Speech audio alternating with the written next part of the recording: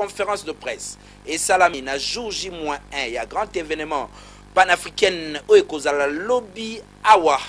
na Kinshasa, capitale de la République démocratique du Congo, au Capi Award avec un partenaire idéologie en présence de musiciens internationaux Bazala Kiwana, Bolanda reportage Oyo Aymar Mongaba Azaki sur place.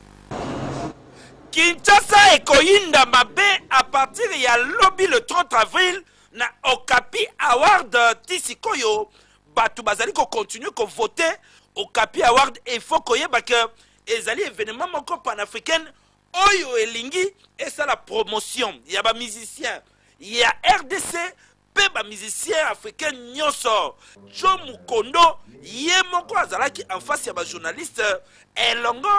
na Jesse Matador Tonisa oyo bazali ba artiste basi ba komaki pe to monaki ba journaliste mususu oyo ya BBC na Jean-Marie Kasamba ya République démocratique du Congo na ba artiste oyo bakoya mingi basi bazali na Kinshasa pour lobby koyinda na parking ya Grand Hôtel et sengeli koyeba que Mokobe ya kozala Jesse Matador aza déjà na pointe Cabo Snoop Ange d'Afrique Johnny Ramos Lazi, Nasira, Lokwakanza, Papa Wemba, Barbara Kanam, Monique Tendai, MG30, c'est le Scrap, Nab artiste Ndenge Ndenge.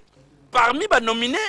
pour le meilleur artiste masculin, féminin, panafricain, il y a diaspora, hip-hop, révélation de l'année, chanson de l'année, musique religieuse, meilleur artiste féminin de la musique, meilleur groupe de l'année, clip vidéo, prix spécial, il y a jury. Oyo ekopesa malobi na Grand Hôtel pour ekoyinda mabe $100 droit d'entrée au Capi Award ekoyinda mabe terrible.